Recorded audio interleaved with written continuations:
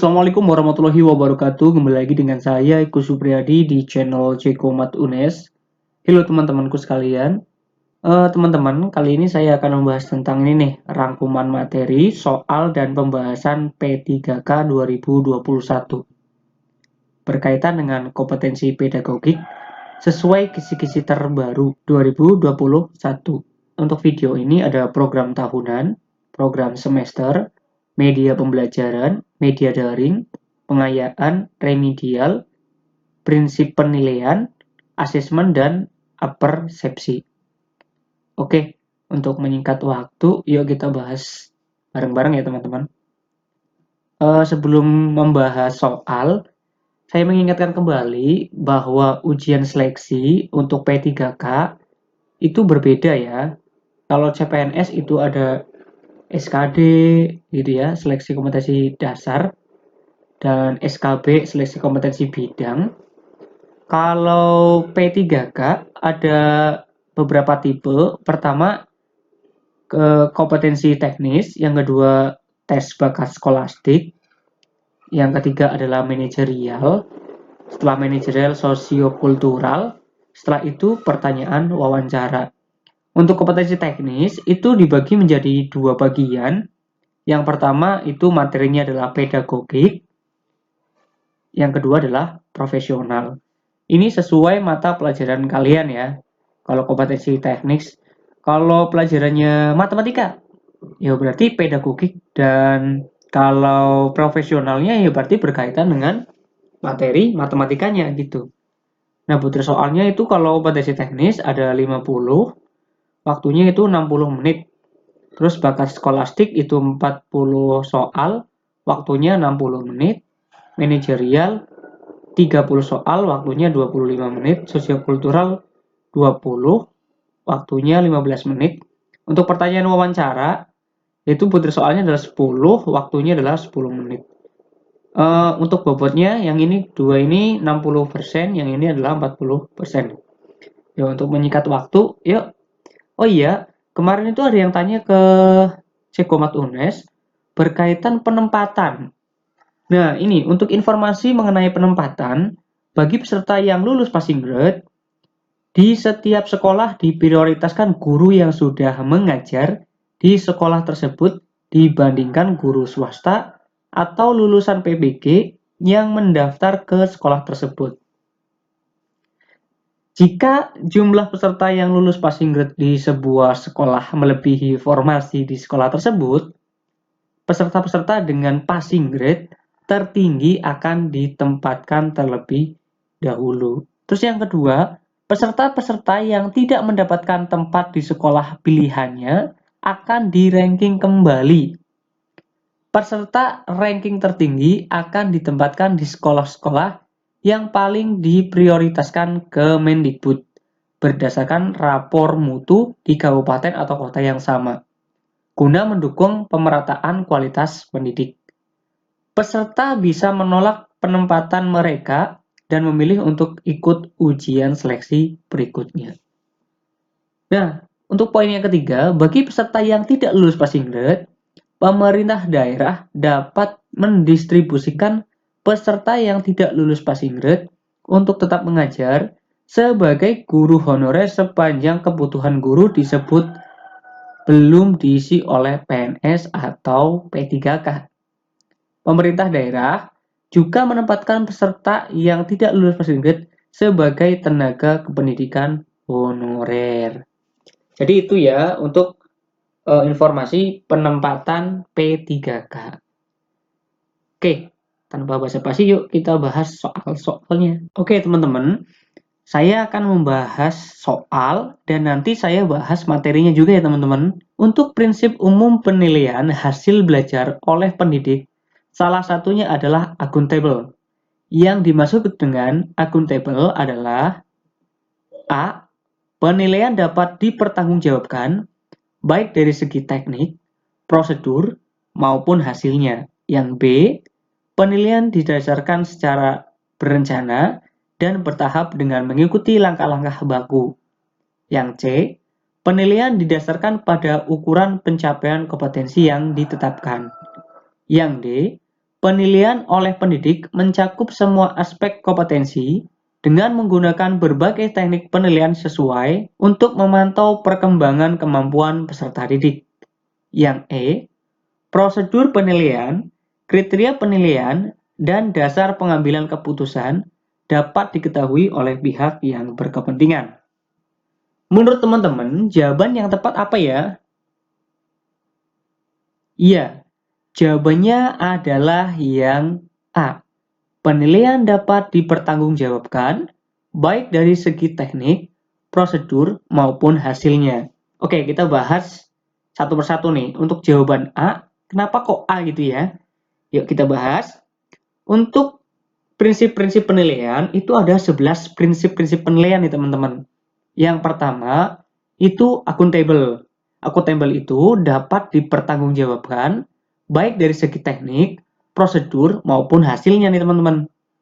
Kalau untuk yang kedua, itu beracuan kriteria, didasarkan pada ukuran pencapaian kompetensi yang ditetapkan. Yang ketiga, itu sistematis, dilakukan secara berencana dan bertahap dengan mengikuti langkah-langkah yang baku. Yang keempat, bermakna, hendaknya mudah dipahami, mempunyai arti, bermanfaat, dan dapat ditindaklanjuti oleh semua pihak, terutama guru, peserta didik, dan orang tua serta masyarakat. Yang kelima, keseluruhan dan berkesinambungan, mencakup semua aspek kompetensi dengan menggunakan berbagai teknik penilaian yang sesuai untuk memantau perkembangan kemampuan peserta didik. Untuk yang keenam, terpadu merupakan salah satu komponen yang tak terpisahkan dari kegiatan pembelajaran. Nah, untuk prinsip-prinsip penilaian yang nomor 7, itu adil teman-teman. Adil dalam artian tidak menguntungkan atau merugikan peserta didik karena terkebutuhan khusus serta perbedaan latar belakang agama, suku, budaya, adat istiadat, status sosial ekonomi, dan gender. Untuk yang nomor 8, itu transparan atau terbuka. Bersifat terbuka artinya prosedur penilaian, kriteria penilaian, dan dasar-dasar pengambilan keputusan terhadap hasil belajar peserta didik dapat diketahui oleh semua pihak yang berkepentingan. Untuk yang nomor 9, objektif. Hendaknya tidak dipengaruhi oleh subjektivitas penilaian, perbedaan latar belakang agama, sosioekonomi, budaya, bahasa, gender, dan hubungan emosional. Untuk prinsip-prinsip penilaian yang nomor 10, valid. Harus mengukur pencapaian kompetensi yang ditetapkan dalam standar isi atau standar kompetensi dan kompetensi dasar dan standar kompetensi lulusan. Yang nomor 11, untuk prinsip-prinsip penilaian, yaitu mendidik, memberikan sumbangan positif pada peningkatan pencapaian hasil belajar peserta didik. Nah, gitu teman-teman. Jadi, ada 11 prinsip-prinsip penilaian. Oke ya teman-teman, kita bahas soal berikutnya nih teman-teman. Oke teman-teman, saya akan membahas soal dan nanti saya bahas materinya juga ya teman-teman. Soalnya, remedial merupakan suatu bantuan untuk mengatasi kesulitan belajar. Salah satu fungsi remedial adalah fungsi korektif. Pernyataan yang paling tepat dari fungsi korektif adalah A. Perbaikan terhadap hal-hal yang dipandang belum memenuhi apa yang diharapkan dalam keseluruhan proses pembelajaran. Yang B, memungkinkan guru, siswa, atau pihak-pihak lainnya akan dapat memperoleh pemahaman yang lebih baik dan komprehensif mengenai pribadi siswa. Yang C, membentuk siswa untuk bisa beradaptasi atau menyesuaikan diri dengan lingkungannya, atau disebut proses belajar. Artinya, siswa dapat belajar sesuai dengan kemampuannya sehingga peluang untuk mencapai hasil yang lebih baik semakin besar. Yang D, memperkaya proses pembelajaran sehingga materi yang tidak disampaikan dalam pengajaran reguler akan dapat diperoleh melalui pengajaran remedial. Yang E, akan dapat diperoleh hasil belajar yang lebih baik dengan menggunakan waktu yang efektif dan efisien. Oke teman-teman, saya kasih waktu 5 detik nih untuk soal ini. Menurut teman-teman jawabannya apa ya?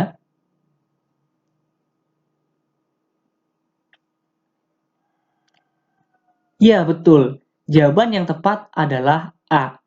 Perbaikan terhadap hal-hal yang dipandang belum memenuhi apa yang diharapkan dalam keseluruhan proses pembelajaran. Oke, teman-teman. Untuk materinya ya, teman-teman. Kenapa kok jawabannya A? Yuk, kita ulas kembali untuk materi remedial nih, teman-teman. 6 fungsi remedial teaching nih. Berarti untuk guru-guru harus mengetahui nih 6 fungsi remedial teaching. Yang pertama, yaitu fungsi korektif. Artinya, melalui pengajaran remedial dapat diadakan pembentukan atau perbaikan terhadap sesuatu yang dianggap masih belum mencapai apa yang diharapkan dalam keseluruhan proses belajar mengajar. Itu untuk fungsi korektif. Yang kedua, yaitu fungsi penyesuaian. Yang dimaksud fungsi penyesuaian adalah agar dapat membantu siswa untuk menyesuaikan dirinya terhadap tuntunan belajar, sehingga murid dapat belajar sesuai dengan keadaan, kemampuan pribadinya, sehingga mempunyai peluang yang lebih besar untuk memperoleh hasil yang lebih baik. Untuk yang nomor 3, yaitu fungsi pemahaman. Artinya, dari pihak guru, siswa, atau pihak lainnya dapat membantu siswa. Maksudnya, fungsi pemahaman adalah agar dalam pembelajaran remedial memungkinkan guru, murid, dan pihak-pihak lainnya dapat memperoleh pemahaman yang lebih baik terhadap pribadi murid. Diharapkan, murid juga dapat lebih memahami dirinya dan segala aspeknya. Begitu pula, guru dan pihak-pihak lainnya dapat lebih memahami akan keadaan pribadi murid-muridnya. Yang keempat, fungsi pengayaan. Yang dimaksud fungsi pengayaan yaitu agar remedial teaching dapat memperkaya proses belajar mengajar, bahan pelajaran yang tidak disampaikan dalam pelajaran reguler dapat diperoleh melalui remedial teaching. Pengayaan dapat terletak pada segi metode yang dipergunakan dalam pengajaran perbaikan, sehingga hasil yang diperoleh lebih banyak, lebih dalam, atau prestasi belajar lebih kaya. Oke, untuk fungsi remedial yang nomor 5, yaitu fungsi akselerasi, adalah agar remedial teaching dapat mempercepat proses belajar lebih baik dalam artian waktu maupun materinya. Misalnya, murid yang tergolong lambat dalam belajar dapat dibantu lebih cepat proses belajarnya melalui pengajaran remedial.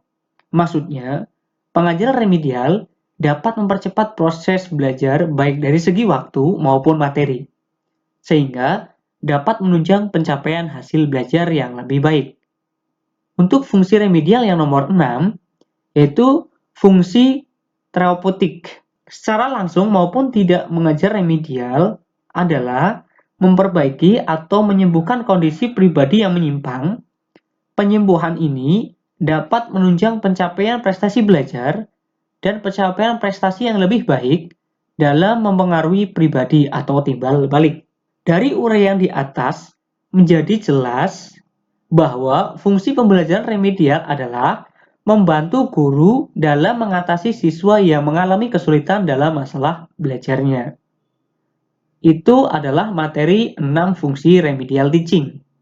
Oke teman-teman, bisa dipahami ya untuk 6 fungsi remedial teaching. Ayo kita bahas soal berikutnya. Dalam program perencanaan, menetapkan alokasi waktu untuk setiap kompetensi dasar yang harus dicapai. Disusun dalam program tahunan, penyusunan program tahunan pada dasarnya adalah menetapkan jumlah waktu yang tersedia untuk setiap kompetensi dasar. Langkah awal dalam perencanaan program tahunan adalah A. Menandai hari-hari libur. B. Membagi alokasi waktu. C. Menentukan SK dan KD. D.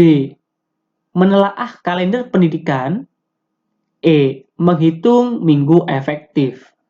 Menurut teman-teman, jawaban yang tepat untuk soal ini adalah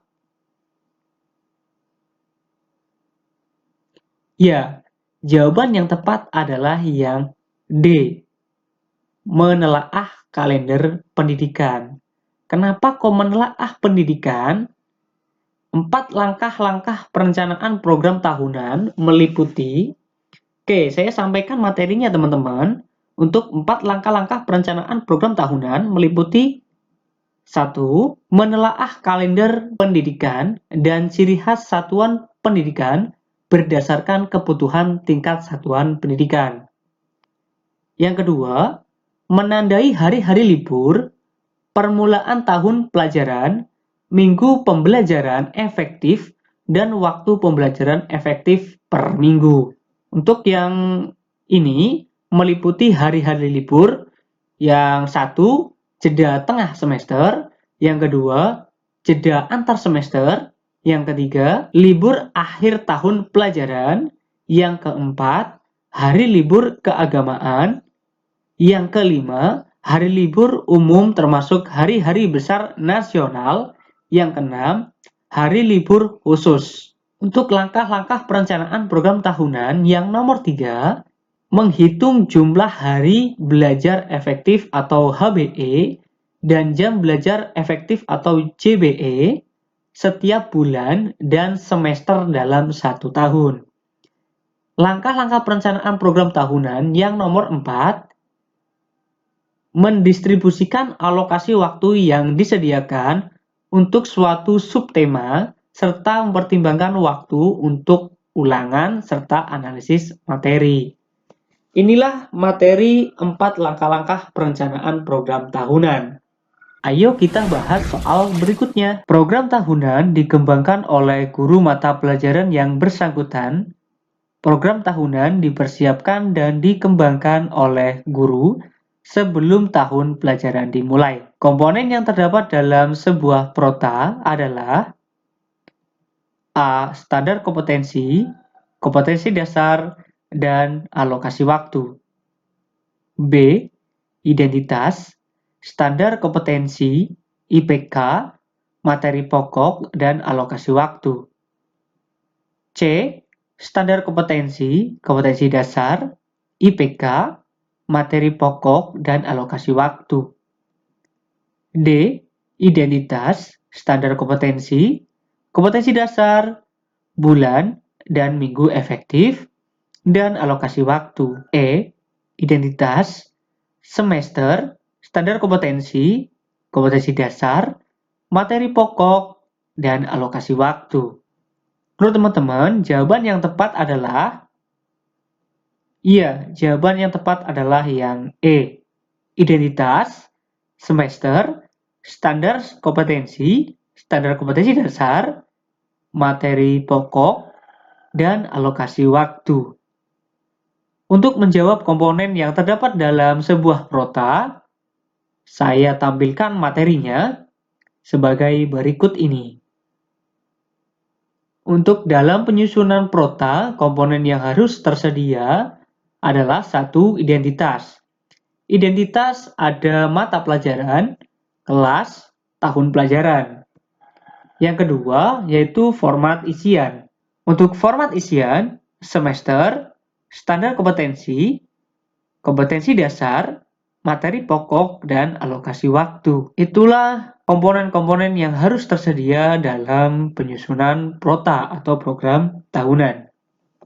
Ayo kita bahas soal berikutnya. Program semester atau PROMES berisi rumusan pokok-pokok aktivitas guru dalam melakukan pembelajaran selama 1 semester dengan mempertimbangkan alokasi waktu yang tersedia. Jumlah kompetensi dasar dan indikator, langkah-langkah dalam penyusunan program semester. 1. Lihat program tahunan. 2. Tentukan pada bulan dan minggu beberapa proses pembelajaran.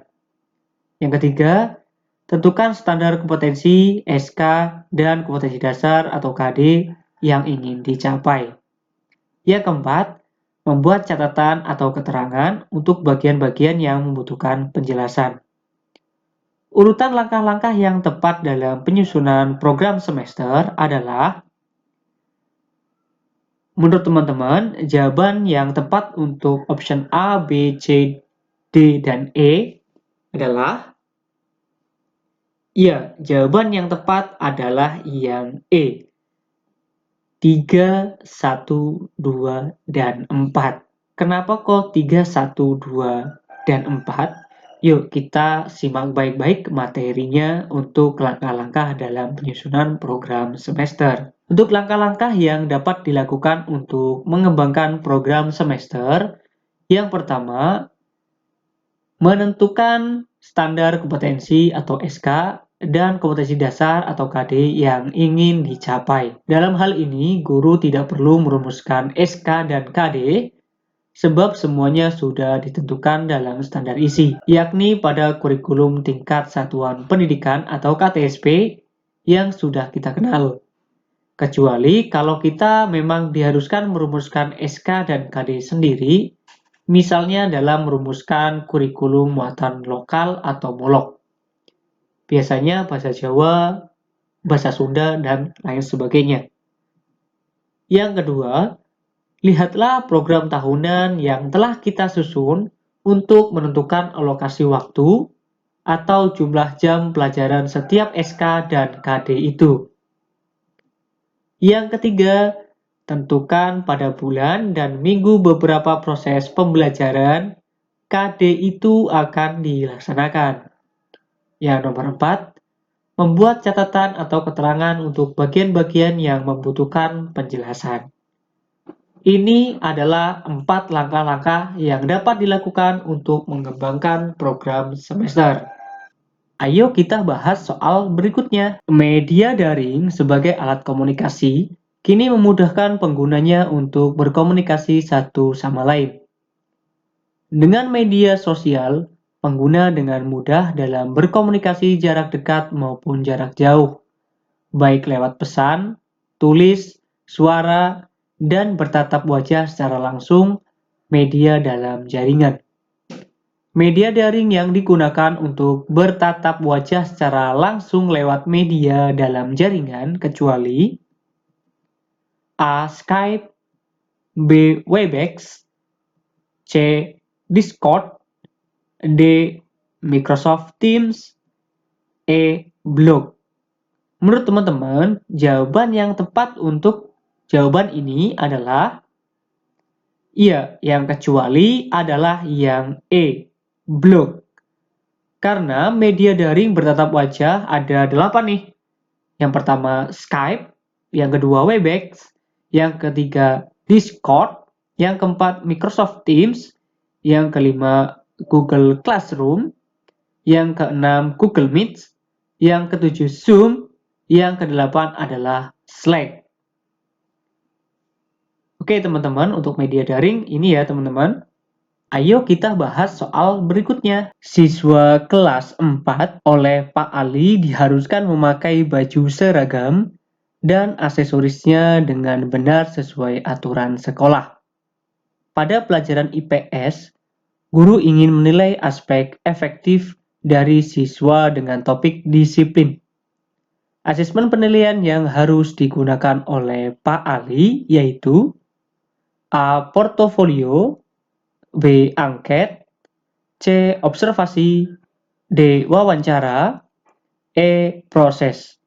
Menurut teman-teman, untuk soal ini jawaban yang tepat adalah yang, ya, jawabannya adalah yang C. Observasi. Observasi adalah pengamatan yang dilakukan terhadap cara belajar siswa, tingkah laku siswa yang muncul pada saat siswa belajar. Untuk lebih lengkapnya, metode asesmen yaitu satu metode atau cara yang dapat digunakan dalam melakukan asesmen antara lain Satu, observasi, yaitu pengamatan yang dilakukan terhadap cara belajar siswa, tingkah laku siswa yang muncul pada saat siswa belajar. Yang kedua, tes atau evaluasi hasil belajar diperoleh dengan cara memberikan tes pada setiap bidang pengajaran. Yang ketiga, wawancara dilakukan terhadap orang tua atau keluarga dan siswa. Sedangkan alat yang digunakan untuk mengolah data yang diperoleh melalui metode asesmen di atas adalah satu, checklist, yaitu memberikan tanda pada bagian-bagian yang telah ditentukan pada pedoman sesuai dengan kemampuan anak. Yang kedua, skala nilai, yaitu bentuk penilaian yang mengarahkan pada kemampuan atau prestasi belajar siswa. Ayo kita bahas soal berikutnya. Seorang siswa diminta untuk mengidentifikasi masalah yang mereka hadapi, lalu masalah itu didiskusikan dalam kelompok untuk mendapatkan solusinya.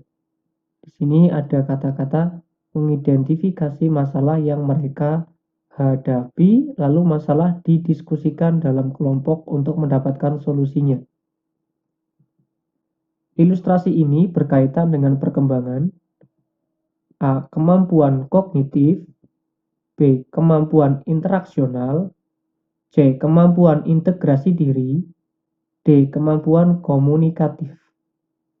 Jawaban yang tepat adalah A. Kemampuan kognitif. Kemampuan kognitif adalah konstruksi proses belajar untuk berpikir, termasuk mengingat, pemecahan masalah, pengambilan keputusan, sejak kecil menuju remaja hingga dewasa. Untuk kemampuan interaksional adalah kemampuan dalam berinteraksi dengan arti memiliki dialog aktif dengan yang lainnya. Kemampuan ini menerapkan bahwa belajar tidak sekedar mengumpulkan fakta, tetapi lebih kepada pengalaman dalam mengartikan fakta yang diinterpretasikan ke dalam seluruh konteks kehidupan. Kalau integrasi diri, kemampuan mengolah diri untuk teguh dalam mempertahankan prinsip dan memiliki karakter yang kuat berdasarkan nilai-nilai moral. Kemampuan komunikatif merujuk kepada kemampuan menggunakan bentuk-bentuk bahasa, kalimat, frase, dan kata secara lisan atau tulisan yang sesuai dengan situasi dan konteksnya, dan mempunyai makna yang wajar untuk berkomunikasi dalam satu kondisi. Jadi, ilustrasi yang ini jawabannya adalah yang A. Ayo kita bahas soal berikutnya. Mengetahui proses tindakan, pengaruh tindakan yang disengaja dan tidak disengaja, keadaan dan kendala tindakan, bagaimana keadaan dan kendala tersebut menghambat atau mempermudah tindakan dan pengaruhnya, merupakan kegiatan PTK dalam langkah A. Refleksi, B. Observasi, C. Perencanaan, D. Pelaksanaan. Jawabannya adalah observasi. Observasi adalah pengamatan masalah untuk mengetahui proses tindakan dan pengaruh tindakan terhadap suatu masalah untuk mengumpulkan data. Kalau refleksi adalah merenungkan kembali tindakan perbaikan dan dampaknya serta mencari jalan keluar untuk tindakan lanjut PTK. Kalau perencanaan, merencanakan tindakan untuk mengatasi masalah atau untuk meningkatkan keadaan sekarang berdasarkan hasil observasi. Kalau pelaksanaan tindakan yang sudah dirancang berdasarkan tahapan perencanaan. Jadi, jawaban yang tepat adalah observasi. Itu pengamatan masalah untuk mengetahui proses tindakan dan pengaruh tindakan terhadap suatu masalah untuk mengumpulkan data. Jawabannya adalah yang B. Ayo kita bahas soal berikutnya. Terdapat siswa yang mengeluh kepada guru bahwa dalam tugas-tugas kelompok seringkali dipaksa teman-temannya untuk menyelesaikan tugas itu sendirian. Hal ini karena siswa tersebut selain pandai, juga anak orang yang berada sehingga kebutuhan dalam mengerjakan tugas dipenuhi. Menanggapi hal tersebut, Anda memfasilitasi pertemuan antar kelompok agar tidak terjadi pemaksaan dan semua anggota berkontribusi dalam mengerjakan tugas kelompok. B. Meningkatkan pemantauan proses kerja kelompok dan menginformasikan hasil evaluasi serta keterlibatan setiap anggota dalam kerja kelompok. C. Memberikan teguran kepada siswa-siswa yang enggan terlibat dalam kerja berkelompok agar tidak mengulangi perbuatannya. D. Merekomendasikan kepada guru bimbingan dan konseling untuk mengerjakan keterampilan bekerja sama pada kelas tersebut. E. Menyuruh siswa tersebut menerima saja perlakuan teman-temannya daripada mereka membulinya. Jawaban yang tepat adalah B. Alasannya, proses pembelajaran efektif kalau dari pernyataan karena guru tidak sekedar memantau tetapi juga melakukan dan menginformasikan hasil evaluasi pembelajaran. Jadi, meningkatkan pemantauan proses kerja kelompok dan menginformasikan hasil evaluasi serta keterlibatan setiap anggota dalam kerja kelompok. Jawabannya adalah yang B. Biar mereka bekerja kelompok dan terlibat aktif di kelompoknya. Itu jawabannya.